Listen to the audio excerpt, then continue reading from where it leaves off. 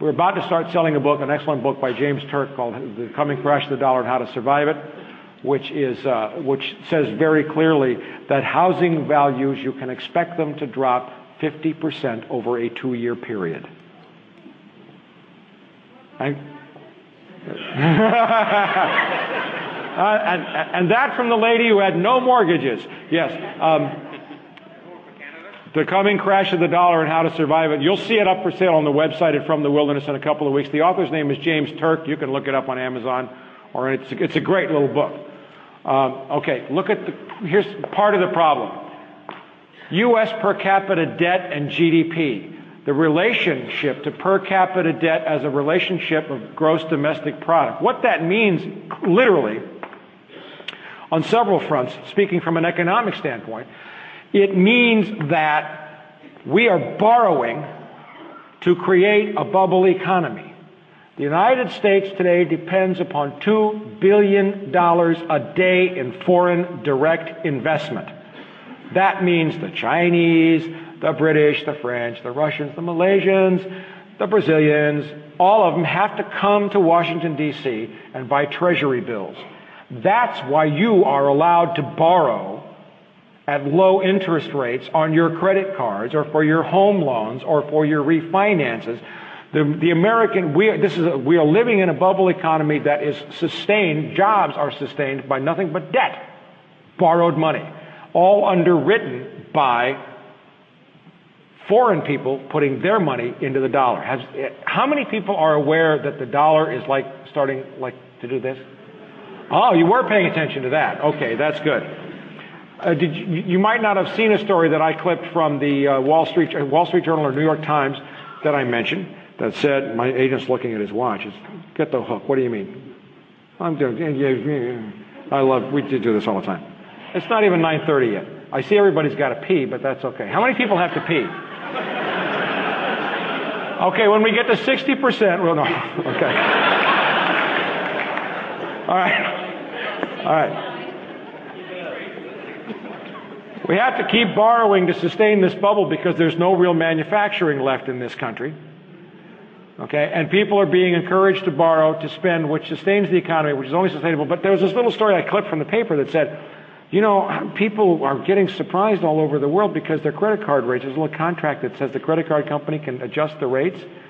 And we were seeing people's minimum payments go from $200 a month to $450 a month just because the interest rate went from 5% to 18 or 24%. That's part of the falling dollar. Part of it. Just the beginning. The U.S. trade deficit is the other key component. That's the size of the trade deficit. It just broke a new record last month, which means that we are buying everything overseas and we're not making anything here, and we're getting all of our stuff made there, and it's all money flowing out, and then we borrow the money and we ship it back out, and you guys are in the middle as literally the conduit for this cycle because you're encouraged to borrow and to spend beyond your means and not save so that you can keep this bubble afloat. And the United States government is literally about to tank and destroy the dollar.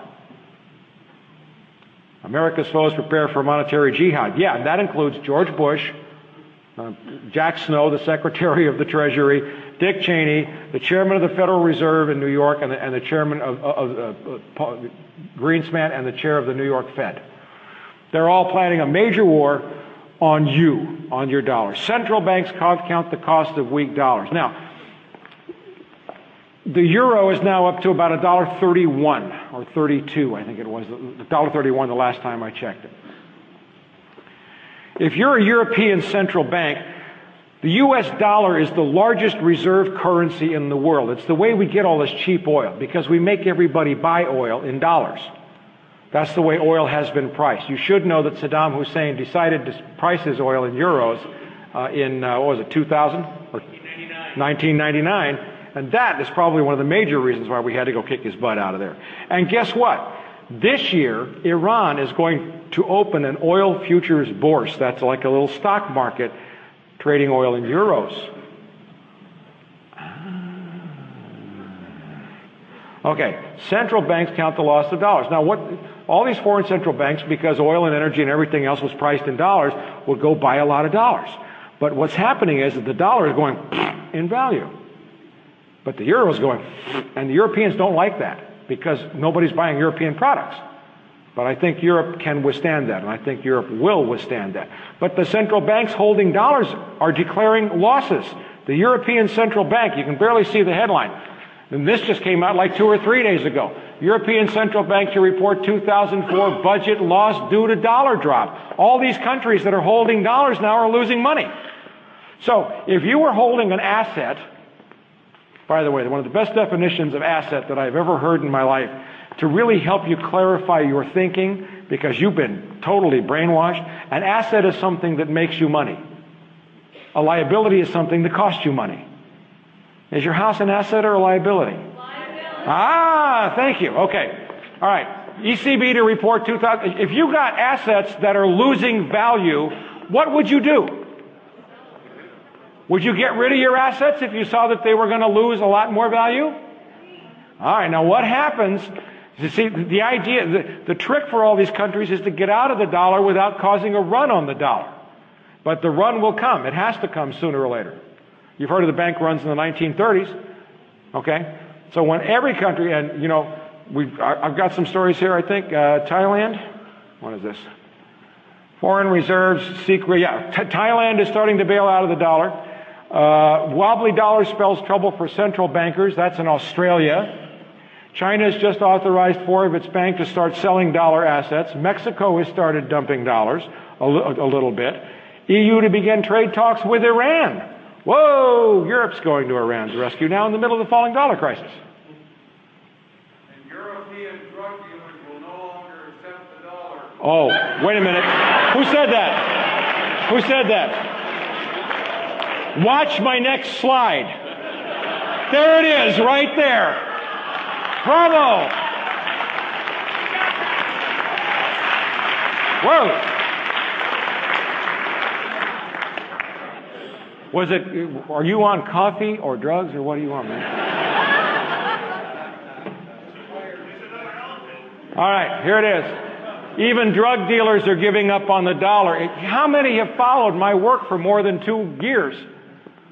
Well, how did I get my start in this? CIA and drugs. $600 billion a year in drug money flowing through Wall Street. If the dollar gets weak, people aren't going to put their dollars in Wall Street, are they? Because they aren't going to have dollars. Wall Street only trades in dollars. Now, I was a small-time narc investigator. I was hoping to work up to the big case. Actually, I got the biggest case of all. I got the White House CIA deal on drugs. But in the 80s and 90s, you know, during the big cocaine heydays, you know, when Pablo Escobar and Carlos Lader and the Ochoa brothers and the Medellin and the Cali cartels and were running around, they would have pallets of $100 bills, and they wouldn't count the money, they would weigh it. I'm serious. I am not kidding you. They could weigh it out, you know, and know if it was a couple $100 off, and it wasn't worth their time to settle it beyond that. They would shrink wrap them and bury them. Now, the $100 bill is going down in value. Euro's worth 131. The euro has a 200 euro note, which is worth 262 US dollars. Now, if you're a drug guy and you're really concerned about the number of bills you carry, what's better, a 200 euro note or the $100 bill that's going down in value? If the drug dealers are playing the dollar, you better believe the dollar's game is over, because the drug dealers are some of the smartest money men I've ever met in my life. And here it says, right here, it says Euro trash, drug dealers don't give me no more dollars, man. We don't want your stinking dollars, okay? Here's on the housing bubble. Residential property prices are now falling in Britain and Australia. And this is a clear story from The Economist. And we had this up on the website a couple of weeks ago. From The Economist in Britain. That the housing bubble is a global housing bubble. And it will have a global impact. It's already starting to pop in Britain and Australia. Now, we're going to have a story from Catherine Austin Fitz, another one of my dear, dear friends, and she deserves a round of applause for those of you who know her. Fearless woman. wrote a wonderful story with Chris Sanders, Sanders Research in Great Britain, and she put out that there are probably 3 times more paper mortgages than there are physical properties in the United States.